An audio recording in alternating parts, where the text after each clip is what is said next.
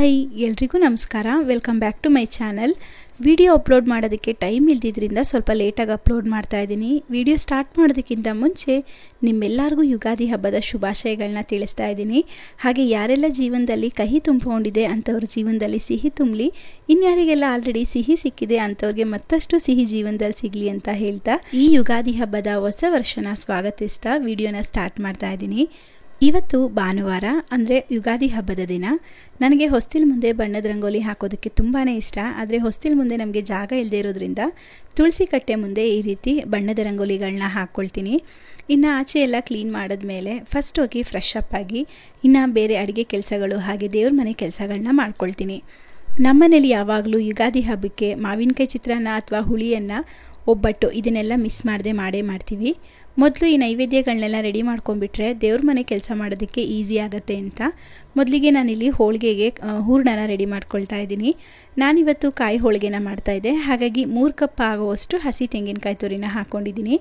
ಇದಕ್ಕೆ ಒಂದು ಸ್ವಲ್ಪ ನೀರನ್ನು ಹಾಕ್ಕೊಂಡು ಇದನ್ನು ನುಣ್ಣಗೆ ರುಬ್ಕೊಬೇಕು. ತುಂಬ ಜಾಸ್ತಿ ನೀರನ್ನು ಸೇರಿಸ್ಬಿಟ್ರೆ ಹೂರಣ ಮಾಡೋದಕ್ಕೆ ತುಂಬ ಜಾಸ್ತಿ ಸಮಯ ಹಿಡಿಯುತ್ತೆ. ಅದಕ್ಕೋಸ್ಕರ ಸ್ವಲ್ಪನೇ ನೀರನ್ನು ಸೇರಿಸ್ಕೊಂಡು ಮಿಕ್ಸಿನ ಆನ್ ಆಫ್ ಮಾಡ್ಕೊಳ್ತಾ ಈ ರೀತಿಯಾಗಿ ನುಣ್ಣಗೆ ತೆಂಗಿನಕಾಯಿನ ರುಬ್ಕೋಬೇಕು. ಈಗ ಒಂದು ಬಾಣಲೆ ಇಟ್ಕೊಂಡು ಅದಕ್ಕೆ ನಾನಿಲ್ಲಿ 1.5 ಕಪ್ ಆಗುವಷ್ಟು ಬೆಲ್ಲನ ಹಾಕ್ಕೊಂಡಿದ್ದೀನಿ. ನಾನು ಬಳಸಿರುವಂತಹ ಬೆಲ್ಲ ತುಂಬ ಸಿಹಿ ಇರೋದ್ರಿಂದ 1.5 ಕಪ್ ಹಾಕ್ಕೊಂಡಿದ್ದೀನಿ. ಇನ್ನೂ ಸ್ವಲ್ಪ ಸಿಹಿ ಸಪ್ಪೆ ಇದೆ ಬೆಲ್ಲದಲ್ಲಿ, ಅಷ್ಟು ಸಿಹಿ ಸಾಕಾಗಲ್ಲ ಅಂದರೆ 2 ಕಪ್ ಆಗುವಷ್ಟು ಬೆಲ್ಲನ ಹಾಕ್ಕೋಬೋದು. ಇದಕ್ಕೆ ಬೆಲ್ಲ ಮುಳುಗುವಷ್ಟು ನೀರನ್ನು ಸೇರಿಸ್ಕೊಂಡು ಬೆಲ್ಲನ ಕರಗಿಸ್ಕೋಬೇಕು ಅಷ್ಟೇ. ನಾವಿಲ್ಲಿ ಯಾವುದೇ ರೀತಿಯಾದ ಪಾಕ ಏನು ತೆಗಿಲ್ಲ, ಜಸ್ಟ್ ಬೆಲ್ಲನ ಮಾತ್ರ ಕರಗಿಸ್ಕೊಳ್ತೀನಿ. ಕೆಲವೊಬ್ಬರು ಪಾಕನ ತೆಗೆದು ಮಾಡ್ತಾರೆ, ಬಟ್ ಪಾಕ ತೆಗೆಯೋ ಅವಶ್ಯಕತೆ ಇಲ್ಲ. ಕೆಲವೊಬ್ಬರಿಗೆ ಪಾಕ ತೆಗೆಯೋದಕ್ಕೆ ಬರಲ್ಲ, ಹದ ಗೊತ್ತಾಗಲ್ಲ ಅಂದರೆ ಈ ರೀತಿಯಾಗಿ ಮಾಡ್ಕೋಬೋದು. ಬೆಲ್ಲನೆಲ್ಲ ಕಂಪ್ಲೀಟಾಗಿ ಪೂರ್ತಿ ಕರಗಿಸ್ಕೋಬೇಕು. ಈ ರೀತಿಯಾಗಿ ಬೆಲ್ಲ ಎಲ್ಲ ಕರಗಿದೆ ಅಂತ ಅಂದಮೇಲೆ ಇದನ್ನು ಒಂದು ದಪ್ಪ ತಳ ಇರುವಂತಹ ಪಾತ್ರೆಗೆ ಶೋಧಿಸ್ಕೊಳ್ತಾ ಇದ್ದೀನಿ. ಬೆಲ್ಲದಲ್ಲಿ ಏನಾದರೂ ಕಸ ಇದ್ದರೆ ಸಪ್ರೇಟ್ ಆಗುತ್ತೆ ಅಂತ. ಹೋಳಿಗೆಗಳಲ್ಲಿ ಸ್ವಲ್ಪ ಬೇಗ ಆಗಬೇಕು ಅಂತ ಅಂದರೆ ಕಾಯಿ ಹೋಳಿಗೆನ ಬೇಗ ಮಾಡ್ಕೊಬೋದು. ನನಗೂ ಈಗ ಬೆಳಿಗ್ಗೆ ಹೂರಣ ಮಾಡಿ ಕಣಕ ಮಾಡೋದು ಎಲ್ಲ ಸ್ವಲ್ಪ ಜಾಸ್ತಿ ಸಮಯ ಹಿಡಿಯುತ್ತಲ್ವ, ಅದಕ್ಕೋಸ್ಕರ ಕಾಯಿ ಹೋಳಿಗೆ ಆದರೆ ಬೇಗ ಆಗುತ್ತೆ ಅಂತ ಕಾಯಿ ಹೋಳಿಗೆನೇ ಮಾಡ್ಕೊಳ್ತಾ ಇದ್ದೀನಿ. ಕೆಲವೊಬ್ಬರಿಗೆ ತೊಗರಿಬೇಳೆ ಒಬ್ಬಟ್ಟು ಇಷ್ಟ ಆಗುತ್ತೆ, ಕಡಲೆಬೇಳೆ ಒಬ್ಬಟ್ಟು ಇಷ್ಟ ಆಗುತ್ತೆ. ನಮ್ಮನೇಲಿ ಕಾಯಿ ಹೋಳಿಗೆ ಅಂದರೆ ಅಥವಾ ಕಾಯಿ ಒಬ್ಬಟ್ಟು ಅಂದರೆ ಎಲ್ಲರಿಗೂ ತುಂಬ ಇಷ್ಟ ಆಗುತ್ತೆ. ಅದಕ್ಕೋಸ್ಕರ ನಾನಿಲ್ಲಿ ಕಾಯಿ ಒಬ್ಬಟ್ಟನ್ನೇ ಮಾಡ್ಕೊಳ್ತಾ ಇದ್ದೀನಿ. ಈಗ ಶೋಧಿಸಿರುವಂತಹ ಬೆಲ್ಲನ ಇದಕ್ಕೆ ಹಾಕ್ಕೊಂಡು ಸ್ಟವ್ನ ಸಿಮ್ಮಲ್ಲಿಟ್ಟು ಇದನ್ನು ಒಂದು ಸ್ವಲ್ಪ ಕುದಿಸ್ಕೋಬೇಕು ಅಷ್ಟೇ. ಜಸ್ಟ್ ಒಂದು ಸಲ ಬಿಸಿ ಆದರೆ ಸಾಕಾಗುತ್ತೆ. ಇದು ಬಿಸಿ ಆದಮೇಲೆ ರುಬ್ಬಿಟ್ಟಿದ್ದಂತಹ ತೆಂಗಿನಕಾಯಿ ಪೇಸ್ಟ್ ಇರುತ್ತಲ್ಲ ಅದನ್ನು ಸೇರಿಸ್ಕೋಬೇಕು. ತೆಂಗಿನಕಾಯಿ ಪೇಸ್ಟನ್ನ ಸೇರಿಸಿ ಒಂದು ಸಲ ಮಿಕ್ಸ್ ಮಾಡ್ಕೋಬೇಕಾದ್ರೆ ಹುಷಾರಾಗಿ ಮಾಡ್ಕೊಳ್ಳಿ. ನಾನು ಸ್ವಲ್ಪ ದೂರ ಇಟ್ಕೊಂಡು ಕೈ ಆಡಿಸ್ತಿದ್ರು ಸಹ ಕೈಗೆ ಆ ಬಿಸಿ ಪಾಕದೆಲ್ಲ ಆರಿ ಕೈಯೆಲ್ಲ ಸ್ವಲ್ಪ ರ್ಯಾಷಸ್ ಆಗಿತ್ತು. ಅದಕ್ಕೋಸ್ಕರ ದೂರ ನಿಂತ್ಕೊಂಡೆ ಈ ತೆಂಗಿನಕಾಯಿ ಮಿಕ್ಸನ್ನು ಮಾಡ್ಕೋಬೇಕು. ತೆಂಗಿನಕಾಯಿನ ರುಬ್ಬಬೇಕಾದ್ರೆ ನಾನು ನೀರು ಸ್ವಲ್ಪ ಹಾಕಿರೋದ್ರಿಂದ ಹೂರಣ ರೆಡಿ ಆಗೋದಕ್ಕೆ ಒಂದು 15 ನಿಮಿಷ ಸಾಕಾಗುತ್ತೆ ಅಷ್ಟೇ. ಅಂದರೆ ಸ್ಟವ್ನ ಸಿಮ್ಮಲ್ಲಿ ಇಟ್ಕೊಂಡು 1-2 ಸೆಕೆಂಡ್ಗೂ ಈ ರೀತಿಯಾಗಿ ಕೈ ಆಡಿಸ್ಕೊಳ್ತಾ ಬರಬೇಕು. ಆಗ ನಮಗೆ ಹೂರಣ ಸ್ವಲ್ಪ ಗಟ್ಟಿ ಆಗ್ತಾ ಬಂದುಬಿಡುತ್ತೆ. ತೆಂಗಿನಕಾಯಿ ರುಬ್ಬಬೇಕಾದ್ರೆ ನೀರೇನಾದರೂ ಜಾಸ್ತಿ ಆದರೆ ನಮಗೆ ಹೂರಣ ರೆಡಿ ಆಗೋದಕ್ಕೆ ಏನಿಲ್ಲ ಅಂದರೂ ಒಂದು 30-45 ನಿಮಿಷ ತೊಗೊಂಡ್ಬಿಡುತ್ತೆ. ಅದಕ್ಕೋಸ್ಕರ ತೆಂಗಿನಕಾಯಿ ರುಬ್ಕೋಬೇಕಾದ್ರೇ ಅದಕ್ಕೆ ಎಷ್ಟು ಬೇಕಾಗುತ್ತೆ ಅಷ್ಟು ಮಾತ್ರ ನೀರನ್ನು ಸೇರಿಸಿ ರುಬ್ಕೋಬೇಕು. ನೋಡಿ, ಆಲ್ಮೋಸ್ಟ್ ಈಗ ಒಂದು 15 ನಿಮಿಷ ಆಗಿದೆ, ತೋರಿಸ್ತಾ ಇದ್ದೀನಿ. ಹೂರಣ ಎಲ್ಲ ಎಷ್ಟು ಚೆನ್ನಾಗಿ ಗಟ್ಟಿಯಾಗಿದೆ ಅಂತ, ಎಲ್ಲೂ ಸಹ ತಳ ಹತ್ತಿಲ್ಲ. ಹಾಗೆ ಬಣ್ಣನೂ ಸಹ ಸ್ವಲ್ಪ ಡಾರ್ಕ್ ಆಗಿದೆ. ಇಷ್ಟು ಬಣ್ಣ ಬರಬೇಕು, ಹಾಗೆ ಇಷ್ಟು ಸಾಫ್ಟ್ ಆಗಿರಬೇಕು. ಇದಕ್ಕಿಂತ ಜಾಸ್ತಿ ಬೇಯಿಸ್ಬಿಟ್ರೆ ಹೂರಣ ಎಲ್ಲ ಸ್ವಲ್ಪ ಗಟ್ಟಿ ಆಗಿಬಿಡುತ್ತೆ. ಆಗ ನಮಗೆ ಒಬ್ಬಟ್ಟು ತಿನ್ನೋದಕ್ಕೆ ಒರಟಾಗಿರುತ್ತೆ, ಅಷ್ಟು ರುಚಿ ಅನಿಸಲ್ಲ. ಅದಕ್ಕೋಸ್ಕರ ನಾನಿಲ್ಲಿ ಈ ಒಂದು ಹದ ಇರಬೇಕಾದ್ರೆ ಸ್ಟವ್ನ ಆಫ್ ಮಾಡಿಕೊಂಡು 1 ಸ್ಪೂನ್ ಆಗೋಷ್ಟು ಏಲಕ್ಕಿ ಪುಡಿ ಹಾಕ್ಕೊಂಡಿದ್ದೀನಿ. ಇದಕ್ಕೆ ಒಣಶುಂಠಿ ಪುಡಿ ಹಾಕಿದರೆ ತುಂಬಾ ಚೆನ್ನಾಗಿರುತ್ತೆ. ನಮ್ಮನೇಲಿ ಖಾಲಿ ಆಗೋಗಿತ್ತು, ಹಾಗಾಗಿ ನಾನು ಏಲಕ್ಕಿ ಪುಡಿ ಮಾತ್ರ ಸೇರಿಸ್ಕೊಂಡು ಮಿಕ್ಸ್ ಮಾಡ್ಕೊಂಡಿದ್ದೀನಿ. ಇದಿಷ್ಟೇ ಹೂರಣ. ತುಂಬ ಸಿಂಪಲ್ಲಾಗಿ ಪಾಕ ಇಲ್ಲದೆ ನಾವು ಕಾಯಿ ಹೋಳಿಗೆಗೆ ಹೂರಣನ ರೆಡಿ ಮಾಡ್ಕೋಬೋದು. ಈ ರೀತಿ ಉಂಡೆ ಮಾಡಿದ್ರೆ ನಮಗೆ ಕ್ಲೀನಾಗಿ ಉಂಡೆ ಆಕಾರ ಬರ್ತಾ ಇದೆ ಅಂದರೆ ಹದ ಕರೆಕ್ಟಾಗಿದೆ ಅಂತ ಅರ್ಥ. ಈ ಒಂದು ಹದ ಬಂದ ತಕ್ಷಣ ನಾವು ಸ್ಟವ್ನ ಆಫ್ ಮಾಡ್ಕೊಂಡ್ಬಿಡಬೇಕು. ಈ ಹೂರಣ ಎಲ್ಲ ತಣ್ಣಗಾಗೋಷ್ಟರಲ್ಲಿ ಇಲ್ಲಿ ನಾನು ಕಣಕನ ರೆಡಿ ಮಾಡ್ಕೊಳ್ತಾ ಇದ್ದೀನಿ. ಕಣಕ ಮಾಡೋದಕ್ಕೆ 1-2 ಕಪ್ ಆಗುವಷ್ಟು ಮೈದಾ ಹಿಟ್ಟನ್ನು ಸೇರಿಸ್ಕೊಂಡು 1 ಚಿಟಿಕೆ ಆಗುವಷ್ಟು ಉಪ್ಪನ್ನು ಹಾಕಿ ಒಂದು ಸಲ ಚೆನ್ನಾಗಿ ಮಿಕ್ಸ್ ಮಾಡ್ಕೊಂಡ್ಬಿಟ್ಟು ಸ್ವಲ್ಪನೇ ನೀರನ್ನು ಸೇರಿಸ್ತಾ ಚಪಾತಿ ಹಿಟ್ಟನ್ನು ಅದಕ್ಕಿಂತ ಸಾಫ್ಟಾಗಿ ಇದನ್ನು ಕಲಿಸ್ಕೊಳ್ತಾ ಇದ್ದೀನಿ. ಮೈದಾ ಹಿಟ್ಟು ಬದಲಾಗಿ ಗೋಧಿ ಹಿಟ್ಟನ್ನು ಸೇರಿಸ್ಕೋಬೋದು. ಇದಕ್ಕೆ ಇವಾಗ ಒಂದು 4-5 ಸ್ಪೂನ್ ಆಗುವಷ್ಟು ಎಣ್ಣೆನ ಹಾಕ್ಕೊಂಡು ಹಿಟ್ಟನ್ನು ಚೆನ್ನಾಗಿ ನಾದಿ ಎಣ್ಣೆಲೇ ಇದನ್ನು ನೆನೆಸ್ಕೋಬೇಕು. ಹಾಗಾಗಿ ನಾನಿಲ್ಲಿ ಸ್ವಲ್ಪ ಎಣ್ಣೆ ಜಾಸ್ತಿ ಹಾಕ್ಕೊಂಡು ಒಂದು 5 ನಿಮಿಷ ನಾದಿ ಮೇಲ್ಗಡೆ ಎಲ್ಲ ಈ ರೀತಿ ಎಣ್ಣೆನ ಸವರ್ಕೊಂಡು ಇದನ್ನು ಏನಿಲ್ಲ ಅಂದರೂ 1 ಗಂಟೆಗಳ ಕಾಲನಾದರೂ ನೆನೆಯೋದಕ್ಕೆ ಬಿಡಬೇಕಾಗತ್ತೆ. ಇದೆಲ್ಲ ನೆನೆಯೋಷ್ಟರಲ್ಲಿ ಮಕ್ಕಳಿಗೆ ಫಸ್ಟ್ ಎಣ್ಣೆನ ಹಚ್ಚಿ ಸ್ನಾನಕ್ಕೆ ಕಳಿಸ್ಬಿಟ್ರೆ ಇನ್ನು ಬೇರೆ ಕೆಲಸ ಮಾಡ್ಕೋಬೋದು ಅಂತ ಇಬ್ರಿಗೂ ತಲೆಗೆ ಮತ್ತು ಮೈಗೆಲ್ಲ ಹರಳೆಣ್ಣೆನ ಹಚ್ಚಿ ಸ್ವಲ್ಪ ಹೊತ್ತು ಹಾಗೆ ಬಿಟ್ಟಿದ್ದೆ. ಎಣ್ಣೆ ಎಲ್ಲ ಹಚ್ಚಿದ್ರಿಂದ ಇಬ್ಬರು ಅವ್ರಿಗೆ ಯಾವ ರೀತಿ ಬೇಕು ಆ ರೀತಿಯಾಗಿ ಆಟ ಆಡ್ಕೊಂಡು ನಿಂತಿದ್ರು. ಈಗ ಸ್ವಲ್ಪ ದೊಡ್ಡವರಾಗಿರೋದ್ರಿಂದ ನಾನು ಸ್ನಾನ ಏನು ಮಾಡಿಸಲ್ಲ, ಅವರಿಬ್ಬರೇ ಸ್ನಾನ ಮಾಡ್ಕೊಂಡು ಬರ್ತಾರೆ. ಅವರಿಬ್ಬರಿಗೆ ಎಣ್ಣೆ ಎಲ್ಲ ಹಚ್ಚಿದ ಮೇಲೆ ಇವಾಗ ತಿಂಡಿಗೆ ಮಾವಿನಕಾಯಿ ಚಿತ್ರಾನ್ನ ಮಾಡ್ಕೊಳ್ಳೋಣ ಅಂತ ರೆಡಿ ಮಾಡ್ಕೊಳ್ತಾ ಇದ್ದೀನಿ. ಈರುಳ್ಳಿ ಹಾಗೆ ಹಸಿಮೆಣಸಿನ್ಕಾಯಿ, ಕೊತ್ತಂಬರಿ ಸೊಪ್ಪು, ಮಾವಿನಕಾಯಿ ಇದನ್ನೆಲ್ಲ ಕಟ್ ಮಾಡಿ ಮಾವಿನಕಾಯಿನ ತುರಿದು ಇಟ್ಕೊಳ್ತಾ ಇದ್ದೀನಿ. ಯುಗಾದಿ ಹಬ್ಬದ ದಿನ ಮಾವಿನಕಾಯಿ ಚಿತ್ರಾನ್ನ ಮಾಡಿ ದೇವರಿಗೆ ನೈವೇದ್ಯ ಮಾಡಿದ್ರೆ ತುಂಬಾ ಒಳ್ಳೆಯದು. ಯಾಕೆ ಅಂತ ಅಂದರೆ ಈ ಯುಗಾದಿ ನಮಗೆ ಹೊಸ ವರ್ಷನ ಆರಂಭ ಮಾಡೋದಲ್ಲದೆ ಇದನ್ನು ವಸಂತ ಕಾಲ ಅಂತ ಸಹ ಕರೀತಾರೆ. ಈ ಒಂದು ವಸಂತ ಕಾಲ ಅಂದರೆ ಯುಗಾದಿ ಹಬ್ಬದ ಸಮಯದಲ್ಲಿ ಅಲ್ವಾ ಪ್ರತಿಯೊಂದು ಗಿಡ ಮರಗಳು ಸಹ ಹೊಸದಾಗಿ ಚಿಗುರಿ ಅದು ಹಣ್ಣು ಅಥವಾ ಕಾಯಿಗಳನ್ನ ಬಿಡೋದಕ್ಕೆ ಸ್ಟಾರ್ಟ್ ಆಗೋದು. ಹಾಗಾಗಿ ಈ ಒಂದು ವಸಂತ ಕಾಲದಲ್ಲೇ ನಮಗೆ ಮಾವಿನಕಾಯಿ ಸಿಗೋದ್ರಿಂದ ಹಳ್ಳಿಗಳಲ್ಲಿ ಅಥವಾ ಯಾರಾದರೂ ಮಾವಿನಕಾಯಿ ಬೆಳೆಯೋರಿದ್ರೆ ಮುಂದೆ ಬಿಡುವಂತಹ ಹಣ್ಣು ಕಾಯಿ ಚೆನ್ನಾಗಿ ಬರಬೇಕು ಅಂತ ದೇವರಿಗೆ ನೈವೇದ್ಯವಾಗಿ ಮಾವಿನಕಾಯಿ ಚಿತ್ರಾನ್ನ ಮಾಡಿ ಇಡ್ತಾರೆ. ಇನ್ನೂ ಒಂದು ಅರ್ಥ ಏನಂದರೆ ಸಿಹಿ ಕಹಿ ಮಾತ್ರ ಅಲ್ಲದೆ ಜೀವನದಲ್ಲಿ ಹುಳಿನೂ ಇರಬೇಕು ಅಂತ ಹೇಳಿ ಈ ಒಂದು ಮಾವಿನಕಾಯಿನ ನೈವೇದ್ಯ ಮಾಡಿ ಅದ್ರ ಜೊತೆಗೆ ಬೇವು ಬೆಲ್ಲನ ಸಹ ಇಡ್ತಾರೆ. ನಾವು ಅದಕ್ಕೋಸ್ಕರ ಈ ಒಂದು ಬೇವು ಬೆಲ್ಲ ಜೊತೆ ಯಾವುದಾದ್ರೂ ಒಂದು ಹುಳಿ ಇರುವಂತಹ ತಿಂಡಿನ ಮಾಡಿ ಇಡ್ತೀವಿ. ಕೆಲವೊಬ್ಬರಿಗೆ ಹೊಸ ವರ್ಷ ಜಾನ್ವರಿ 1 ಸ್ಟಾರ್ಟ್ ಆದರೆ ನಮ್ಮ ಹಿಂದೂ ಪ್ರಕಾರ ಅಥವಾ ಪಂಚಾಂಗದ ಪ್ರಕಾರ ಹೋಗೋದಾದರೆ ನಮಗೆಲ್ಲ ಯುಗಾದಿ ಹಬ್ಬದಿಂದ ಹೊಸ ವರ್ಷ ಅಥವಾ ಹೊಸ ಜೀವನ ಆರಂಭ ಅಂತ ಹೇಳ್ತಾರೆ. ಅದಕ್ಕೋಸ್ಕರ ಯುಗಾದಿ ಹಬ್ಬಕ್ಕೆ ಪ್ರತಿಯೊಂದನ್ನು ಸಹ ಕ್ಲೀನ್ ಮಾಡಿಕೊಂಡು ಮನೆಯೆಲ್ಲ ಕ್ಲೀನ್ ಮಾಡಿ ಅವತ್ತಿನ ದಿನ ಹೊಸ ಪಾತ್ರೆ ಅಥವಾ ಹೊಸ ಮಡಿಕೆಗಳಲ್ಲೇ ಅಡುಗೆ ಮಾಡೋದು.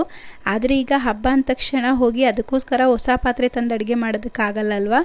ಅದಕ್ಕೋಸ್ಕರ ಬಳಸಿರುವಂತಹ ಪಾತ್ರೆಗಳನ್ನೇ ಮತ್ತೆ ಒಂದು ಸಲ ಕ್ಲೀನ್ ಮಾಡಿಕೊಂಡು ನಂತರ ಅಡುಗೆ ಮನೆಯೆಲ್ಲ ಶುದ್ಧಿ ಮಾಡಿ ಗಂಗೆ ಪೂಜೆನ ಮಾಡ್ಕೋಬೇಕು. ಆದರೆ ಎಲ್ಲರಿಗೂ ಈಗ ಹೋಗಿ ಹೊಳೆಗೋಗಿ ಪೂಜೆ ಮಾಡ್ಕೊಂಡು ಬರೋಷ್ಟು ವ್ಯವಸ್ಥೆ ಇರಲ್ವಲ್ಲ. ಅದಕ್ಕೋಸ್ಕರ ನಾನಿಲ್ಲಿ ಮನೇಲೇ ಇರುವಂತಹ ನಲ್ಲಿನೆಲ್ಲ ಕ್ಲೀನ್ ಮಾಡಿಕೊಂಡು ಅದಕ್ಕೇ ಪೂಜೆ ಮಾಡಿ ಒಂದು ಬಿಂದಿಗೆನ ತೊಳೆದು ಅದಕ್ಕೆಲ್ಲ ಸ್ವಲ್ಪ ಅರಿಶಿನ ಕುಂಕುಮದಿಂದ ಅಲಂಕಾರ ಮಾಡಿಕೊಂಡು ಹೊಸ ನೀರನ್ನು ತುಂಬ್ಕೊಬೇಕು. ಹೊಸ ನೀರನ್ನು ಬಿಂದಿಗೆಗೆ ತುಂಬಿ ಅದರಿಂದನೇ ಪ್ರತಿಯೊಂದು ಅಡುಗೆಗಳನ್ನ ಮಾಡ್ಕೊಬೇಕು ಅಂತ ಒಂದು ಪದ್ಧತಿ ಇದೆ. ಅದಕ್ಕೋಸ್ಕರ ಒಂದು ಯಾವುದಾದ್ರೂ ಚಿಕ್ಕ ಬಿಂದಿಗೆಗೆ ನೀರನ್ನು ತುಂಬಿಕೊಂಡು ಗ್ಯಾಸನ್ನೆಲ್ಲ ಒರೆಸಿ ಕ್ಲೀನ್ ಮಾಡಿ ನಾನಿಲ್ಲಿ ಅರಿಶಿನ ಕುಂಕುಮ ರಂಗೋಲಿಯಿಂದ ಅಲಂಕಾರ ಮಾಡ್ಕೊಳ್ತಾ ಇದ್ದೀನಿ. ಹಿಂದೆ ಎಲ್ಲ ಒಲೆ ಇರ್ತಿತ್ತು, ಅದನ್ನು ಸಗಣಿಯಿಂದೆಲ್ಲ ಕ್ಲೀನ್ ಮಾಡಿಕೊಂಡು ನಂತರ ಪೂಜೆ ಎಲ್ಲ ಮಾಡಿ ಅಡುಗೆನ ಸ್ಟಾರ್ಟ್ ಮಾಡ್ತಾಯಿದ್ರು. ಆದರೆ ಈಗ ನಾವು ಈಗಿನ ಜನ್ರೇಷನ್ ಆಗಿರೋದ್ರಿಂದ ನಮಗೆಲ್ಲ ಒಲೆ ಎಲ್ಲ ಸಿಕ್ಕಲ್ಲ ಅಲ್ವಾ. ಅದಕ್ಕೋಸ್ಕರ ಮನೇಲೇ ಇರುವಂತಹ ಸ್ಟೌವು ಅಥವಾ ಏನನ್ನು ಬಳಸ್ತಿರ್ತೀವಿ ಅಡುಗೆ ಮಾಡೋದಕ್ಕೆ ಅದನ್ನೇ ಕ್ಲೀನ್ ಮಾಡಿಕೊಂಡು ಅದಕ್ಕೆ ಅರಿಶಿನ ಕುಂಕುಮ ಹೂಗಳಿಂದ ಕ್ಲೀನ್ ಮಾಡಿ ಪೂಜೆ ಮಾಡ್ಕೋಬೇಕು. ಹೊಸದಾಗಿ ತಂದಿರುವಂತಹ ಬಿಂದಿಗೆಗೂ ಸ್ವಲ್ಪ ಅರಿಶಿನ ಕುಂಕುಮ ಹೂವನ್ನು ಹಾಕಿ ಮೊದಲು ಬಿಂದಿಗೆಗೆಲ್ಲ ಪೂಜೆ ಮಾಡಿ ನಂತರ ಗ್ಯಾಸ್ ಸ್ಟವ್ಗೂ ಸಹ ಪೂಜೆ ಮಾಡ್ಕೋಬೇಕು.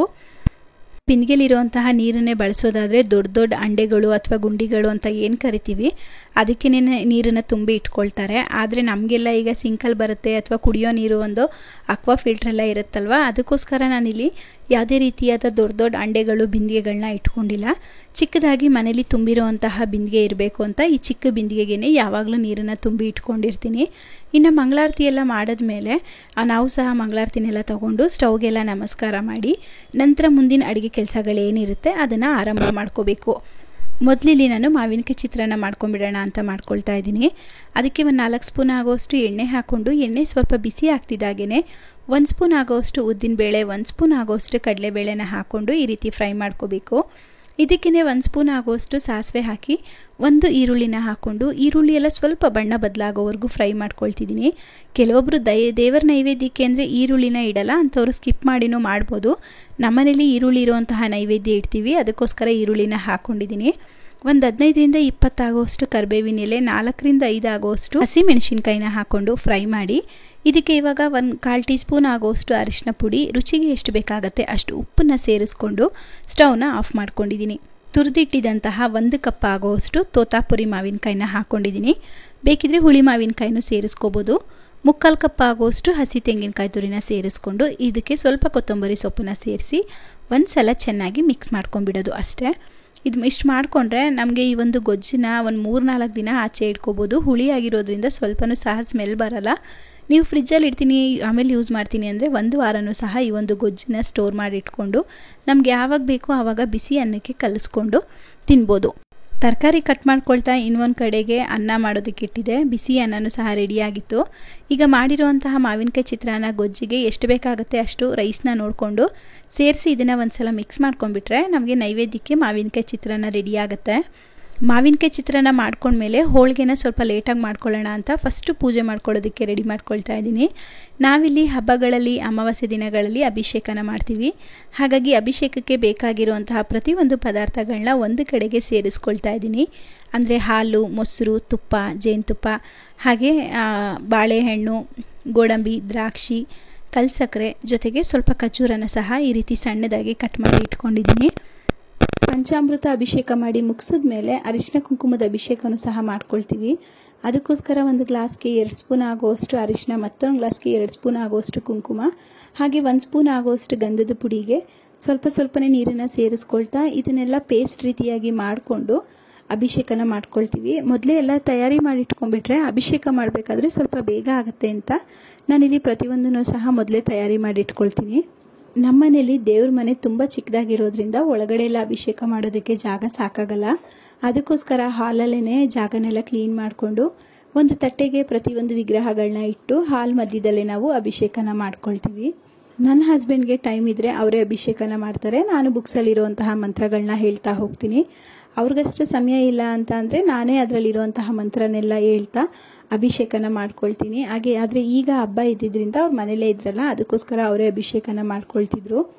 ಮೊದಲು ಪಂಚಾಮೃತ ಅಭಿಷೇಕನ ಮಾಡ್ಕೊಳ್ತೀವಿ. ಅಂದರೆ ಹಾಲು, ಮೊಸರು, ತುಪ್ಪ, ಜೇನುತುಪ್ಪ, ಸಕ್ಕರೆ, ಬಾಳೆಹಣ್ಣು ಇದನ್ನೆಲ್ಲ ಹಾಕಿ ಅಭಿಷೇಕನ ಮಾಡ್ಕೊಳ್ತೀವಿ.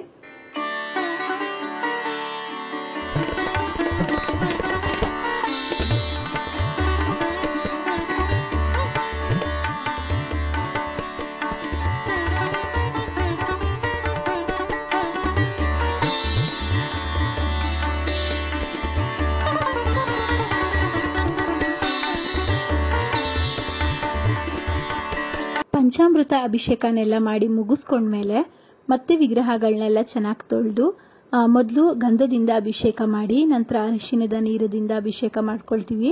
ಅದಾದಮೇಲೆ ಕೊನೆಯದಾಗಿ ಕುಂಕುಮದ ನೀರಿಂದ ಅಭಿಷೇಕ ಮಾಡಿಕೊಂಡು ನಂತರ ಪುಷ್ಪಗಳಿಂದ ಅಭಿಷೇಕ ಮಾಡಿ, ಅಂದರೆ ಬೇರೆ ಬೇರೆ ಹೂಗಳಿಂದ ಅಭಿಷೇಕ ಮಾಡಿಕೊಂಡು ಗಂಧದ ಕಡ್ಡಿ ಕರ್ಪೂರದಿಂದ ಪೂಜೆ ಮಾಡಿಕೊಂಡು ಈ ಅಭಿಷೇಕದ ಪೂಜೆನ ಮುಗಿಸ್ಕೊಳ್ತೀನಿ.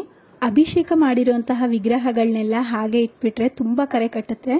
ಅದಕ್ಕೋಸ್ಕರ ಅಭಿಷೇಕ ಎಲ್ಲ ಮಾಡಿ ಮುಗಿಸಿದ ಮೇಲೆ ವಿಗ್ರಹಗಳನ್ನೆಲ್ಲ ಹುಣಸೆಹಣ್ಣು ಹಾಗೆ ಪಿತಾಂಬರಿಯಿಂದ ಚೆನ್ನಾಗಿ ತೊಳೆದು ಬಟ್ಟೆಯಿಂದ ಒರೆಸಿ ಈ ರೀತಿ ವಿಗ್ರಹಗಳಿಗೆ ನಾನಿಲ್ಲಿ ಅಲಂಕಾರ ಮಾಡ್ಕೊಳ್ತೀನಿ. ಈ ಒಂದು ಒಡವೆಗಳನ್ನೆಲ್ಲ ಹಬ್ಬಗಳಲ್ಲಿ ಮಾತ್ರ ಹಾಕ್ಕೊಳ್ತೀನಿ, ಪ್ರತಿನಿತ್ಯ ಹಾಕಿರಲ್ಲ. ಯಾವುದಾದ್ರೂ ಮೇಯ್ನ್ ಹಬ್ಬಗಳು ಬರುತ್ತಲ್ಲ ಆವಾಗ ಮಾತ್ರ ಇದಕ್ಕೆ ಜ್ಯುವೆಲ್ರಿಗಳನ್ನೆಲ್ಲ ಹಾಕಿ ಹೂಗಳಿಂದ ಅಲಂಕಾರ ಮಾಡ್ಕೊಳ್ಳೋದು. ನಾನು ಅಡುಗೆ ಮನೆ ಕೆಲಸ ಎಲ್ಲ ಮಾಡಿ ಮುಗಿಸೋಷ್ಟರಲ್ಲಿ ಮಕ್ಕಳು ಮತ್ತು ನನ್ನ ಹಸ್ಬೆಂಡ್ ಎಲ್ಲರೂ ದೇವ್ರ ಫೋಟೋಗಳನ್ನೆಲ್ಲ ಒರೆಸಿ ಅದಕ್ಕೆ ಅರಿಶಿನ, ಕುಂಕುಮ, ಹೂಗಳನ್ನೆಲ್ಲ ಹಾಕಿ ರೆಡಿ ಮಾಡಿದ್ರು. ಇನ್ನು ಕಳಸ ಕೂರಿಸೋದು ಮತ್ತು ಈ ರೀತಿ ವಿಗ್ರಹಗಳಿಗೆ ಅಲಂಕಾರ ಮಾಡೋದು ನಾನೇ ಆಗಿರೋದ್ರಿಂದ ಇದನ್ನು ಮಾತ್ರ ನಾನೇ ಮಾಡ್ಕೊಳ್ತೀನಿ. ಇನ್ನು ದೇವ್ರ ಮನೆ ಕೆಲಸ ಪೂರ್ತಿ ಮುಗಿಸಿದ ಮೇಲೆ ಆ ದೇವ್ರ ಮನೇಲಿ ಇಡುವಂತಹ ನೈವೇದ್ಯಗಳನ್ನೆಲ್ಲ ಒಂದೊಂದಾಗಿ ರೆಡಿ ಮಾಡ್ಕೊಳ್ತಾ ಇದೆ. ಇದೆಲ್ಲ ಮಾಡಿ ಮುಗಿಸೋಷ್ಟರಲ್ಲಿ ಹೋಳಿಗೆ ಕಣಕ ಸಹ ಚೆನ್ನಾಗಿ ನೆಂದಿರುತ್ತೆ. ಇದನ್ನು ಮತ್ತೆ ಒಂದ್ಸಲ ನಾದ್ಕೊಂಡು ನಮ್ಗೆ ಯಾವ ಸೈಜಲ್ಲಿ ಬೇಕು ಆ ಸೈಜಲ್ಲಿ ಮೈದಾ ಹಿಟ್ಟನ್ನು ಉಂಡೆ ಮಾಡಿ ಈ ರೀತಿ ಬಟರ್ ಪೇಪರ್ ಮೇಲೆ ಸ್ವಲ್ಪ ಎಣ್ಣೆನ ಸವರ್ಕೊಂಡು ನಂತರ ಮೈದಾ ಹಿಟ್ಟನ್ನು ಸ್ವಲ್ಪ ಲಟ್ಟಿಸ್ಕೋಬೇಕು. ಹಾಗೆ ತುಂಬ ಜನ ಈ ಬಟರ್ ಪೇಪರ್ನ ಕೇಳ್ತಾ ಇದ್ರಿ. ಇದು ಬಂದು ಬಟರ್ ಪೇಪರ್ ಅಲ್ಲ, ಸಾರಿ, ಹೋಳಿಗೆ ಶೀಟು, ಅಂದರೆ ಪರ್ಮನೆಂಟ್ ಹೋಳಿಗೆ ಶೀಟ್ ಅಂತ ಕರೀತಾರೆ ಇದನ್ನು. ಇದರಿಂದ ರೊಟ್ಟಿ, ಚಪಾತಿ ಎಲ್ಲಾನು ಮಾಡ್ಬೋದು. ಇದ್ರದ್ದು ಲಿಂಕ್ ಕೇಳಿದ್ರೆ ನೀವು ಡಿಸ್ಕ್ರಿಪ್ಷನಲ್ಲಿ ಹಾಕಿರ್ತೀನಿ, ಹೋಗಿ ಒಂದ್ಸಲ ಚೆಕ್ಔಟ್ ಮಾಡಿ. ಮೈದಾ ಹಿಟ್ಟನ್ನು ಸ್ವಲ್ಪ ತೆಳುವಾಗಿ ಲಟ್ಟಿಸ್ಕೊಂಡು ಒಳಗಡೆ ಈ ರೀತಿ ಹೂರ್ಣನ ತುಂಬಿ ಎಲ್ಲೂ ಸಹ ಓಪನ್ ಇಲ್ದಿರೋ ರೀತಿ ಕ್ಲೋಸ್ ಮಾಡಿಕೊಂಡು ಎಕ್ಸ್ಟ್ರಾ ಹಿಟ್ಟನ್ನು ಈ ರೀತಿ ತೆಗೆದುಬಿಡಬೇಕು. ತೆಗೆದುಬಿಟ್ಟು ಕೈನ ಸ್ವಲ್ಪ ಎಣ್ಣೆ ಮಾಡಿಕೊಂಡು ಇದನ್ನು ಮತ್ತೆ ಒಂದ್ಸಲ ಉಂಡೆ ಮಾಡಿ ನಮಗೆ ಎಷ್ಟು ತೆಳುವಾಗಬೇಕು ಅಷ್ಟು ತೆಳುವಾಗಿ ಲಟ್ಟಿಸ್ಕೋಬೋದು. ಸ್ವಲ್ಪನೂ ಸಹ ಎಲ್ಲೂ ಹೂರ್ಣ ಆಚೆ ಬರೋದೆಲ್ಲ ಏನೂ ಆಗಲ್ಲ. ನಾನಿಲ್ಲಿ ತುಂಬ ತೆಳುವಾಗಿ ಹಾಗೆ ಸ್ವಲ್ಪ ದೊಡ್ಡದಾಗಿ ಲಟ್ಟಿಸ್ಕೊಳ್ತಾ ಇದ್ದೀನಿ. ಈಗ ಸದ್ಯಕ್ಕೆ ದೇವರಿಗೆ ನೈವೇದ್ಯಕ್ಕೆ 3 ಹೋಳಿಗೆನ ಮಾತ್ರ ಮಾಡ್ಕೊಳ್ತಾ ಇದ್ದೀನಿ. ಯಾಕೆಂದರೆ ಪೂಜೆ ಮಾಡೋದಕ್ಕೆ ಆಲ್ರೆಡಿ 11 ಗಂಟೆ ಆಗ್ತಾ ಬಂದಿತ್ತು. ಅದಕ್ಕೋಸ್ಕರ ಮೊದಲು ಪೂಜೆಗೆ ಎಷ್ಟು ಬೇಕಾಗುತ್ತೆ ಅಷ್ಟು ಮಾತ್ರ ಹೋಳಿಗೆನ ಮಾಡ್ಕೊಳ್ಳೋಣ ಅಂತ ಮಾಡ್ತಾ ಇದ್ದೀನಿ. ತವಾನ ಬಿಸಿ ಮಾಡಿಕೊಂಡು ಅದಕ್ಕೆ ಸ್ವಲ್ಪ ಎಣ್ಣೆ ಅಥವಾ ತುಪ್ಪ ಯಾವುದನ್ನಾದ್ರೂ ಸೇರಿಸ್ಕೊಂಡು ಹೋಳಿಗೆನ ಅದರ ಮೇಲೆ ಹಾಕಿ ಎರಡೂ ಸೈಡು ಸ್ವಲ್ಪ ಕಲರ್ ಚೇಂಜ್ ಆಗೋವರೆಗೂ ಇದನ್ನು ಬೇಯಿಸ್ಕೊಳ್ತಾ ಇದ್ದೀನಿ. ಮಾಡೋ ತನಕ ಸ್ವಲ್ಪ ಕಷ್ಟ ಅಂತ ಅನಿಸುತ್ತೆ ಅಷ್ಟೇ ಹೋಳಿಗೆ. ಬಟ್ ನೀವೊಂದು-2 ಸಲ ಮಾಡಿಬಿಟ್ರಿ ಅಂದರೆ ನಿಮಗೆ ಗೊತ್ತಾಗ್ಬಿಡುತ್ತೆ ಅದರ ಹದ ಆಗಲಿ ಅಥವಾ ಅದನ್ನು ಯಾವ ಥರ ಮಾಡಿದ್ರೆ ಸರಿ ಬರುತ್ತೆ ಅನ್ನೋದೆಲ್ಲ. ಈಗ ಸದ್ಯಕ್ಕೆ 3 ಹೋಳಿಗೆಗಳನ್ನ ಮಾಡಿಕೊಂಡು ಈ ರೀತಿ ಒಂದು ತಟ್ಟೆಗೆ ತೆಗೆದಿಟ್ಕೊಳ್ತಾ ಇದ್ದೀನಿ ದೇವರ ನೈವೇದ್ಯಕ್ಕೆ ಅಂತ. ಇಲ್ಲಿ ದೇವರ ನೈವೇದ್ಯಕ್ಕೆ ಏನೆಲ್ಲ ಮಾಡಿದೆ ಅದನ್ನೆಲ್ಲ ಒಂದ್ಸಲ ಒಂದೇ ಕಡೆ ಇಟ್ಕೊಳ್ತಿದ್ದೀನಿ. ಅಭಿಷೇಕ ಮಾಡಿದಂತಹ ಒಂದು ಪಂಚಾಮೃತ ಇತ್ತಲ್ಲ ಅದು, ಹಾಗೆ ಇಲ್ಲಿ ನಾನು ಮಾವಿನಕಾಯಿ ಚಿತ್ರಾನ್ನ ಸಹ ಇಟ್ಕೊಂಡಿದ್ದೀನಿ. ಇನ್ನು ಕುಟ್ಟಿ ಇಟ್ಟಿದಂತಹ ಬೇವು ಬೆಲ್ಲನೂ ಸಹ ಒಂದು ಬೌಲ್ಗೆ ಹಾಕೊಳ್ತಾ ಇದ್ದೀನಿ. ಇದ್ರ ಜೊತೆಗೆ 5 ತರಹದ ಹಣ್ಣುಗಳನ್ನ ಇಟ್ಟು ಪೂಜೆನ ಮಾಡಿ ಮುಗಿಸ್ಕೊಳ್ತಾ ಇದ್ದೀವಿ. ನಮ್ಮನೇಲಿ ದೇವ್ರ ಸಾಮಗ್ರಿಗಳು ಮತ್ತು ದೇವ್ರ ಫೋಟೋಗಳು ಜಾಸ್ತಿ ಇರೋದ್ರಿಂದ ಪೂಜೆಗೆ ಅಂತಾನೆ ಏನಿಲ್ಲ ಅಂದ್ರೂ ಒಂದು 2 ರಿಂದ 3 ಅವರ್ ಬೇಕಾಗುತ್ತೆ. ಹಾಗಾಗಿ ನಾವು ಪೂಜೆ ಮಾಡಿ ಮುಗಿಸೋದು 11:30 ಆಗಿತ್ತು. ನೋಡಿ, ಈ ರೀತಿಯಾಗಿ ದೇವ್ರ ಮನೆಯಲ್ಲೆಲ್ಲ ಅಲಂಕಾರ ಮಾಡ್ಕೊಂಡಿದ್ದೆ. ನಮ್ಮನೇಲಿ ಹಬ್ಬಗಳಿಗೆ ಅಂತಾನೆ ಒಂದು ಸಪ್ರೇಟ್ ಆಗಿರುವಂತಹ ಲಕ್ಷ್ಮಿ ಮುಖವಾಡನ ಇಟ್ಕೊಂಡಿರ್ತೀನಿ. ಅದಕ್ಕೆ ಈ ರೀತಿಯಾಗಿ ಅಲಂಕಾರ ಮಾಡಿ ದೇವ್ರ ಮನೆಯೆಲ್ಲ ರೆಡಿ ಮಾಡ್ಕೊಂಡಿದ್ದೆ. ನಿಮಗೆ ಈ ಲಕ್ಷ್ಮಿ ಅಲಂಕಾರ ರೆಡಿ ಆಯ್ತಾ? ಯಾವ ರೀತಿ ಇತ್ತು ನಮ್ಮ ಯುಗಾದಿ ಹಬ್ಬ ಹಾಗೆ ಈ ಪೂಜೆ ಅಂತ ಕಮೆಂಟ್ ಸೆಕ್ಷನ್ ಅಲ್ಲಿ ತಿಳಿಸಿ. ಹಾಗೆ ನೀವು ಯಾವ ರೀತಿಯಾಗಿ ಹಬ್ಬ ಆಚರಣೆ ಮಾಡ್ತೀರಾ ಅಂತ ಸಹ ಕಮೆಂಟ್ ಅಲ್ಲಿ ತಿಳಿಸೋದನ್ನ ಮರಿಬೇಡಿ. ಇನ್ನು ಪೂಜೆ ಎಲ್ಲ ಮಾಡಿ ಮುಗಿಸಿದ್ಮೇಲೆ ತಿಂಡಿನ ಮಾಡಿಕೊಂಡು ಒಂದು ಸ್ವಲ್ಪ ಹೊತ್ತು ರೆಸ್ಟ್ ಮಾಡಿ ಈಗ ಮಧ್ಯಾಹ್ನದ ಅಡುಗೆನ ರೆಡಿ ಮಾಡ್ಕೊಳ್ತಾ ಇದ್ದೀನಿ. ತುಂಬ ಟೈಮ್ ಆಗಿದ್ರಿಂದ ಎಲ್ಲ ವಿಡಿಯೋನೂ ಸಹ ಶೂಟ್ ಮಾಡ್ಕೊಳ್ಳೋದಕ್ಕೆ ಸಾಧ್ಯ ಆಗಿಲ್ಲ. ಅದಕ್ಕೋಸ್ಕರ ಎಷ್ಟಾಗುತ್ತೆ ಅಷ್ಟು ಮಾತ್ರ ಶೂಟ್ ಮಾಡಿಕೊಂಡು ನಿಮ್ಮ ಜೊತೆ ಶೇರ್ ಮಾಡ್ಕೊಳ್ತಾ ಇರೋದು. ಈಗ ಮಧ್ಯಾಹ್ನದ ಅಡುಗೆಗೆ ಬೇಳೆ ಹಾಗೆ ಟೊಮೆಟೊ ಈರುಳ್ಳಿನೆಲ್ಲ ಹಾಕ್ಕೊಂಡು ಒಂದು ಸ್ವಲ್ಪ ನೀರನ್ನು ಸೇರಿಸಿ ಕುಕ್ಕರ್ನ ಇಟ್ಕೊಳ್ತಾ ಇದ್ದೀನಿ. ಈಗ ಮಸಾಲೆ ರುಬ್ಬೋದಕ್ಕೆ ಒಂದು 4 ರಿಂದ 5 ಆಗೋಷ್ಟು ಟೊಮೆಟೊ, ಒಂದು ಸ್ವಲ್ಪ ಕೊತ್ತಂಬರಿ ಸೊಪ್ಪು, 1 ಬೆಳ್ಳುಳ್ಳಿ ಹಾಗೆ 1 ಈರುಳ್ಳಿನ ಹಾಕ್ಕೊಂಡು ಇಲ್ಲಿ ನಾನು ಒಂದು 1/4 ಕಪ್ ಆಗೋಷ್ಟು ಹಸಿ ತೆಂಗಿನಕಾಯಿ ತುರಿ, 2 ಸ್ಪೂನ್ ಆಗೋಷ್ಟು ಬೇಳೆ ಸಾಂಬಾರು ಪುಡಿನ ಹಾಕ್ಕೊಂಡು ರುಬ್ಬೋದಕ್ಕೆ ಎಷ್ಟು ಬೇಕೋ ಅಷ್ಟು ನೀರನ್ನು ಸೇರಿಸಿ ಈ ರೀತಿಯಾಗಿ ರುಬ್ಬಿ ಇಟ್ಕೊಂಡಿದ್ದೀನಿ. ಮಧ್ಯಾಹ್ನದ ಊಟ ಸ್ವಲ್ಪ ಸ್ಪೆಷಲ್ ಆಗಿ ಟ್ರೆಡಿಷ್ನಲ್ ಆಗಿರಲಿ ಅಂತ ಇನ್ಸ್ಟೆಂಟ್ ಉಪ್ಪಿನಕಾಯಿನ ಮಾಡ್ಕೊಳ್ಳೋಣ ಅಂತೇಳಿ ಮಾವಿನಕಾಯಿನೂ ಸಹ ಕಟ್ ಮಾಡ್ಕೊಳ್ತಾ ಇದ್ದೀನಿ. ನನಗೆ ಈ ರೀತಿ ತೋತಾಪುರಿ ಮಾವಿನಕಾಯಿ ಅಂದರೆ ತುಂಬ ಇಷ್ಟ, ಹುಳಿ ಮಾವಿನಕಾಯಿಗಿಂತ. ಇದನ್ನು ಕೆಲವೊಬ್ಬರು ಗಿಣಿ ಮೂಗಿನ ಮಾವಿನಕಾಯಿ ಅಂತಲೂ ಸಹ ಕರೀತಾರೆ. ನೀವೇನಂತ ಕರಿತೀರಾ ಅಂತ ಕಮೆಂಟ್ ಸೆಕ್ಷನಲ್ಲಿ ತಿಳಿಸಿ. ಇದನ್ನು ಒಂದ್ಸಲ ಚೆನ್ನಾಗಿ ತೊಳೆದು ಬಿಟ್ಟು ಈ ರೀತಿ ಸಣ್ಣದಾಗಿ ಕಟ್ ಮಾಡ್ಕೋಬೇಕು. ಸಣ್ಣದಾಗಿ ಕಟ್ ಮಾಡಿಕೊಂಡು ಇದಕ್ಕೆ ಸ್ವಲ್ಪ ಮಸಾಲೆಗಳನ್ನ ಸೇರಿಸ್ತಾ ಇದ್ದೀನಿ. ರುಚಿಗೆ ಎಷ್ಟು ಬೇಕಾಗುತ್ತೆ ಅಷ್ಟು ಉಪ್ಪು, 1 ಸ್ಪೂನ್ ಆಗುವಷ್ಟು ಕೆಂಪು ಮೆಣಸಿನ ಪುಡಿನ ಹಾಕ್ಕೊಳ್ತಿದ್ದೀನಿ. ಅಂದರೆ ನಮಗೆ ಖಾರ ಎಷ್ಟು ಬೇಕಾಗುತ್ತೆ ಅಷ್ಟು ನೋಡ್ಕೊಂಡು ಹಾಕೋಬೋದು. ಇದಕ್ಕೆ ಒಂದು ಸಿಂಪಲ್ ಆಗಿ ಒಗ್ಗರಣೆನ ಸೇರಿಸ್ಕೋಬೇಕು.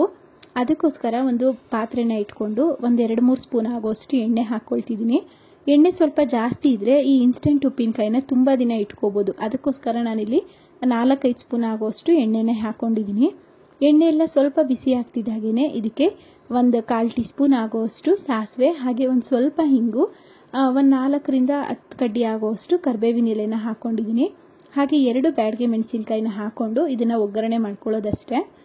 ಇನ್ಸ್ಟೆಂಟ್ ಉಪ್ಪಿನಕಾಯಿ ಅನ್ನೋದಕ್ಕಿಂತ ನಾವೆಲ್ಲ ಸ್ಕೂಲ್ಗೆ ಹೋಗಬೇಕಾದ್ರೆ ಮಾವಿನಕಾಯಿ ಸೀಸನ್ ಬಂದುಬಿಟ್ರೆ ಸಾಕು, ₹2 ₹3 ಕೊಟ್ಟರೆ ಈ ರೀತಿ ಮಾವಿನಕಾಯಿ ಮಸಾಲೆನ ಮಾಡಿಕೊಡ್ತಾ ಇದ್ರು. ಸೇಮ್ ಅದೇ ಥರನೇ ಇರುತ್ತೆ ಟೇಸ್ಟು.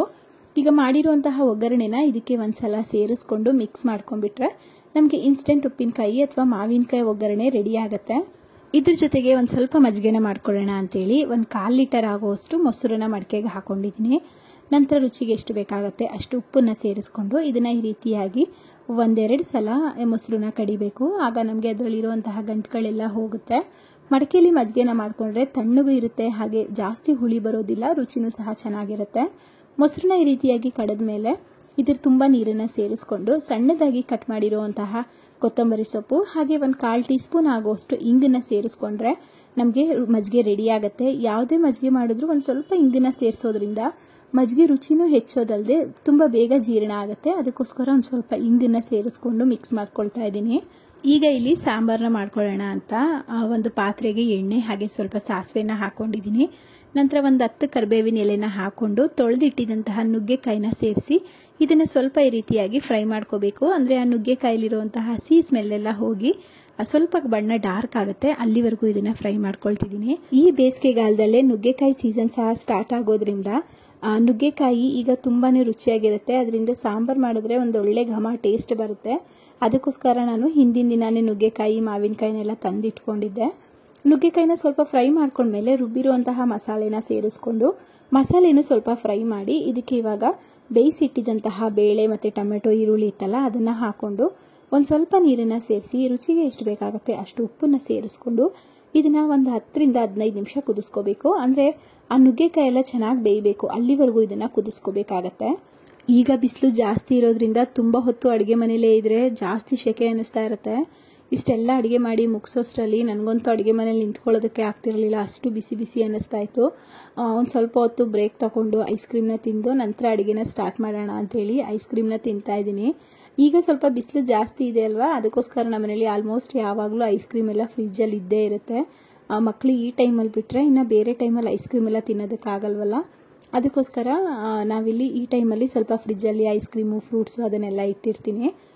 ಐಸ್ ಕ್ರೀಮ್ ಎಲ್ಲ ತಿಂದು ಮುಗಿಸೋಷ್ಟರಲ್ಲಿ ಸಾಂಬಾರು ಸಹ ರೆಡಿಯಾಗಿತ್ತು. ಈಗ ಸಾಂಬಾರನ್ನ ಒಗ್ಗರಣೆ ಮಾಡ್ಕೊಳ್ಳೋದಕ್ಕೆ 1-2 ಸ್ಪೂನ್ ಆಗೋಷ್ಟು ಎಣ್ಣೆ, ಹಾಗೆ ಒಂದು ಸ್ವಲ್ಪ ಸಾಸಿವೆ, 20 ಆಗೋಷ್ಟು ಕರಿಬೇವಿನ ಎಲೆ, 1-2 ಬ್ಯಾಡಗೆ ಮೆಣಸಿನಕಾಯಿ, ಒಂದು ಸ್ವಲ್ಪ ಇಂಗನ್ನ ಸೇರಿಸ್ಕೊಂಡು ಒಗ್ಗರಣೆ ಮಾಡಿ ಕುದಿತಾ ಇರುವಂತಹ ಸಾಂಬಾರಿಗೆ ಸೇರಿಸಬೇಕು.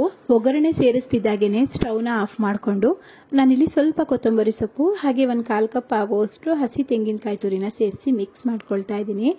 ಸಾಂಬಾರಿಗೆ ಅಂದರೆ ಬೇಳೆ ಸಾಂಬಾರಿಗೆ ಕೊನೆಯದಾಗಿ ಒಂದು ಸ್ವಲ್ಪ ತೆಂಗಿನಕಾಯಿ ತುರಿ ಸೇರಿಸೋದ್ರಿಂದ ಸಾಂಬಾರು ರುಚಿ ತುಂಬಾ ಚೆನ್ನಾಗಿರುತ್ತೆ. ಅದಕ್ಕೋಸ್ಕರ ನಾನಿಲ್ಲಿ ಸ್ವಲ್ಪ ತೆಂಗಿನಕಾಯಿ ತುರಿನ ಸೇರಿಸಿ ಮಿಕ್ಸ್ ಮಾಡ್ಕೊಂಡಿದ್ದೀನಿ. ಇದಿಷ್ಟೇ, ಬೇಳೆ ಸಾಂಬಾರು ರೆಡಿ ಆಯಿತು. ಐಸ್ ಕ್ರೀಮ್ ತಿನ್ನೋಣ ಅಂತ ಫ್ರಿಡ್ಜ್ ಓಪನ್ ಮಾಡಿದಾಗ ಅಲ್ಲಿ ಸ್ವಲ್ಪ ಸೊಪ್ಪು ಸಹ ಕಾಣಿಸ್ತು. ಅಂದರೆ ಮನೇಲಿ ಸ್ವಲ್ಪ ಗಣಕೆ ಸೊಪ್ಪು ಹಾಗೆ ಇತ್ತು, ಇನ್ನು ಅದು ಹಾಗೆ ಇಟ್ಟರೆ ವೇಸ್ಟ್ ಆಗಿಬಿಡುತ್ತೆ ಅಂತ ಅದರಿಂದ ಪಲ್ಯ ಮಾಡ್ಕೊಂಡ್ಬಿಡ್ತಾ ಇದ್ದೀನಿ. ಒಂದು ಬಾಣಲೆಗೆ ಎಣ್ಣೆ, ಸಾಸಿವೆ ಹಾಗೆ ಹಸಿಮೆಣಸಿನಕಾಯಿ, ಕರಿಬೇವು, ಈರುಳ್ಳಿನ ಹಾಕಿ ಫ್ರೈ ಮಾಡಿಕೊಂಡು ಇದಕ್ಕೆ ಇವಾಗ ಕಟ್ ಮಾಡಿ ತೊಳೆದಿಟ್ಟಿದಂತಹ ಗಣಕೆ ಸೊಪ್ಪನ್ನು ಹಾಕಿ ಮಿಕ್ಸ್ ಮಾಡ್ಕೊಳ್ತಾ ಇದ್ದೀನಿ. ಇದು ಗಣಕೆ ಸೊಪ್ಪು ತುಂಬ ಬೇಗ ಬೇಯೋದ್ರಿಂದ ನಾನಿಲ್ಲಿ ಜಾಸ್ತಿ ನೀರೇನು ಹಾಕ್ತಾ ಇಲ್ಲ. ರುಚಿಗೆ ಎಷ್ಟು ಬೇಕಾಗುತ್ತೆ ಅಷ್ಟು ಉಪ್ಪನ್ನ ಸೇರಿಸ್ಕೊಂಡು ಈ ರೀತಿಯಾಗಿ ಮಿಕ್ಸ್ ಮಾಡ್ಕೊಳ್ತಾ ಬಂದರೆ ನಮಗೆ ಈ ಒಂದು ಎಣ್ಣೆ ಮತ್ತು ಸೊಪ್ಪಲ್ಲಿರುವಂತಹ ನೀರಂಶದಲ್ಲೇ ಸೊಪ್ಪು ತುಂಬ ಬೇಗ ಬೆಂದೋಗುತ್ತೆ. ಅದಕ್ಕೋಸ್ಕರ ನಾನಿಲ್ಲಿ ನೀರೇನು ಸೇರಿಸ್ತಾ ಇಲ್ಲ. ಇದೇ ರೀತಿ ಒಂದು 10 ನಿಮಿಷ ಕೈ ಆಡಿಸ್ಕೊಂಡಿದ್ದೀನಿ. ಇದಕ್ಕೆ ಇವಾಗ 1/4 ಕಪ್ ಆಗೋಷ್ಟು ಹಸಿ ತೆಂಗಿನಕಾಯಿ ತುರಿನ ಹಾಕಿ ಮಿಕ್ಸ್ ಮಾಡ್ಕೊಂಡ್ಬಿಟ್ರೆ ಗಣಕೆ ಸೊಪ್ಪಿನ ಪಲ್ಯ ರೆಡಿ ಆಗುತ್ತೆ. ಬೆಳಿಗ್ಗೆ ತಿಂಡಿ ಮಾಡಿದ್ದು ತುಂಬ ಲೇಟಾಗಿದ್ದರಿಂದ ಯಾರು ಮಧ್ಯಾಹ್ನ ಬೇಗ ಊಟ ಬೇಕು ಅಂತ ಕೇಳಿರಲಿಲ್ಲ. ಹಾಗಾಗಿ ನನಗೆ ಇಷ್ಟೆಲ್ಲ ಅಡುಗೆ ಮಾಡುವಂತಹ ಅವಕಾಶ ಸಿಕ್ತು. ಜೊತೆಗೆ ಸ್ವಲ್ಪ ಲೇಟಾಗಿ ಮಾಡಿದ್ರೂ ಪರವಾಗಿಲ್ಲ ಅಂತ ಅನ್ನಿಸ್ತು. ಅದಕ್ಕೋಸ್ಕರ ಇಷ್ಟು ಅಡುಗೆಗಳನ್ನ ಮಾಡ್ಕೊಂಡಿದ್ದೆ. ಇದ್ರ ಜೊತೆಗೆ ಎಲ್ಲ ಇತ್ತು, ಬಟ್ ಒಂದು ಹಪ್ಪಳ ಇರಲಿಲ್ಲ ಅಂತ ಅನ್ನಿಸ್ತು. ಅದಕ್ಕೋಸ್ಕರ ಹಪ್ಪಳನೂ ಸಹ ಎಣ್ಣೆಗೆ ಹಾಕಿ ಅದನ್ನು ಫ್ರೈ ಮಾಡಿ ತೆಗೆದಿಟ್ಕೊಳ್ತಾ ಇದ್ದೀನಿ. ನಾನು ಅಡುಗೆ ಮಾಡಬೇಕಾದ್ರೆ ಸ್ಲ್ಯಾಬ್ ಆಗಲಿ ಗ್ಯಾಸ್ ಆಗಲಿ ಗಲೀಜಾಗಿದ್ದರೆ ಅಡುಗೆ ಮಾಡೋದಕ್ಕೆ ಇಷ್ಟ ಆಗಲ್ಲ. ಅದಕ್ಕೆ ಅಡುಗೆ ಮಾಡ್ತಾನೆ ಆ ಮೇಲೇನಾದರೂ ಆರಿದ್ರೆ ಗ್ಯಾಸ್ ಮೇಲೆ ಅಥವಾ ಏನಾದರೂ ಬಿದ್ದಿದ್ರೆ ಅದನ್ನೆಲ್ಲ ಅಲ್ಲಲ್ಲೇ ಕ್ಲೀನ್ ಮಾಡ್ಕೊಂಡ್ಬಿಡ್ತೀನಿ. ಊಟದ ಜೊತೆ ಕೊಡೋದಕ್ಕೆ ಒಂದು ಹೋಳಿಗೆಗಳು ಇರಲಿಲ್ಲ, ಅದಕ್ಕೋಸ್ಕರ ಹೋಳಿಗೆನೂ ಸಹ ಮಾಡ್ಕೊಂಡ್ಬಿಡೋಣ ಅಂಥೇಳಿ ಹೋಳಿಗೆನೂ ಸಹ ತಟ್ಕೊಳ್ತಾ ಇದ್ದೀನಿ. ಕಾಯಿ ಹೋಳಿಗೆ ಆಗಲಿ ಬೇಳೆ ಹೋಳಿಗೆ ಆಗಲಿ ಬಿಸಿ ಇರುವಾಗಲೇ ಸ್ವಲ್ಪ ತುಪ್ಪ ಹಾಕ್ಕೊಂಡು ತಿಂದರೆ ಒಂದು ಒಬ್ಬಟ್ಟು ತಿನ್ನೋರು 4-5 ಒಬ್ಬಟ್ಟು ತಿನ್ನಬೇಕು ಅಂತ ಅನಿಸುತ್ತೆ, ಅಷ್ಟು ಚೆನ್ನಾಗಾಗತ್ತೆ. ಸೊ ಒಂದ್ಸಲ ನಾನು ಮಧ್ಯಾಹ್ನಕ್ಕೆ ಏನೆಲ್ಲ ಅಡುಗೆ ಮಾಡಿದೆ ಅಂತ ತೋರಿಸ್ತಾ ಇದ್ದೀನಿ ನೋಡಿ. ಮಜ್ಜಿಗೆ, ಹಾಗೆ ಮಾವಿನಕಾಯಿ, ಇನ್ಸ್ಟೆಂಟ್ ಉಪ್ಪಿನಕಾಯಿ, ಹಾಗೆ ಸೊಪ್ಪಿನ ಪಲ್ಯ, ಹಪ್ಪಳ, ಮಾಡಿದಂತಹ ಹೋಳಿಗೆ, ಅನ್ನ, ಬೇಳೆ ಸಾಂಬಾರು, ಇದನ್ನೆಲ್ಲ ಮಧ್ಯಾಹ್ನದ ಊಟಕ್ಕೆ ಅಂತ ರೆಡಿ ಮಾಡ್ಕೊಂಡಿದ್ದೆ. ಹಬ್ಬದ ದಿನ ಆಗಲಿ ನಾವು ಈ ರೀತಿ ಒಂದೇ ಸಲ ಅಡುಗೆಗಳನ್ನ ಜಾಸ್ತಿ ಮಾಡಿದಾಗ ಪ್ಲೇಟ್ಗಳಿಗೆ ಸುಮ್ಮನೆ ಹಾಗೆ ಸಪ್ರೇಟಾಗಿ ಹಾಕ್ಕೊಡೋ ಬದಲು ಈ ರೀತಿ ಒಂದೇ ಪ್ಲೇಟ್ಗೆ ಮಾಡಿರುವಂತಹ ಪ್ರತಿಯೊಂದು ಪದಾರ್ಥಗಳನ್ನೂ ಹಾಕಿ ಕೊಡೋದ್ರಿಂದ ನೋಡೋದಕ್ಕೂ ಚೆನ್ನಾಗಿ ಕಾಣಿಸುತ್ತೆ. ಜೊತೆಗೆ ಅವತ್ತೇನೋ ಒಂದು ಸ್ಪೆಷಲ್ ಡೇ ಅಂತ ಅನಿಸುತ್ತೆ. ನನ್ನ ಮಗನಿಗೆ ಈ ರೀತಿಯಾಗಿ ಎಲ್ಲಾನು ಒಂದು ಪ್ಲೇಟ್ಗೆ ಹಾಕಿಕೊಟ್ಟಾಗ ಇದು ಊಟ ಅಂದರೆ ಅಂತ ತುಂಬ ಖುಷಿ ಪಟ್ಕೊಂಡು ಊಟ ಮಾಡ್ದ. ಫೈನಲಿ ನಮ್ಮ ಮನೆಯಲ್ಲಿ ಯುಗಾದಿ ಹಬ್ಬ ಈ ರೀತಿ ಆಚರಣೆ ಮಾಡಿದ್ವಿ. ನೀವು ಯಾವ ರೀತಿಯಾಗಿ ಆಚರಣೆ ಮಾಡಿದ್ರಿ, ಹಾಗೆ ಯಾವೆಲ್ಲ ಅಡುಗೆ ಮಾಡಿದ್ರಿ, ನಾನು ಮಾಡಿರೋ ಅಡುಗೆಗಳಲ್ಲಿ ನಿಮ್ಗೆ ಯಾವುದು ಇಷ್ಟ ಆಯಿತು, ಹಾಗೆ ಈ ಪೂರ್ತಿ ವಿಡಿಯೋಲಿ ನಿಮ್ಗೇನು ವಿಷಯ ಇಷ್ಟ ಆಯಿತು ಅಂತ ನನಗೆ ಕಮೆಂಟ್ ಸೆಕ್ಷನಲ್ಲಿ ತಿಳಿಸೋದನ್ನು ಮರಿಬೇಡಿ. ಹಾಗೆ ನನ್ನ ಚಾನಲ್ನ ಫಸ್ಟ್ ಟೈಮ್ ನೋಡ್ತಾ ಇದ್ದರೆ ಪ್ಲೀಸ್ ಸಬ್ಸ್ಕ್ರೈಬ್ ಮಾಡಿಕೊಂಡು ಸಪೋರ್ಟ್ ಮಾಡಿ. ಹಾಗೆ ಈ ವಿಡಿಯೋನ ನಿಮ್ಮ ಫ್ಯಾಮಿಲಿ, ಫ್ರೆಂಡ್ಸ್ ಎಲ್ಲರಿಗೂ ಸಹ ಶೇರ್ ಮಾಡಿ. ನಾಳೆ ಮತ್ತೆ ಹೊಸ ವ್ಲಾಗ್, ಹೊಸ ವಿಡಿಯೋ ಜೊತೆ ಸಿಗೋಣ. ಮತ್ತೊಮ್ಮೆ ಎಲ್ಲರಿಗೂ ಯುಗಾದಿ ಹಬ್ಬದ ಶುಭಾಶಯಗಳು.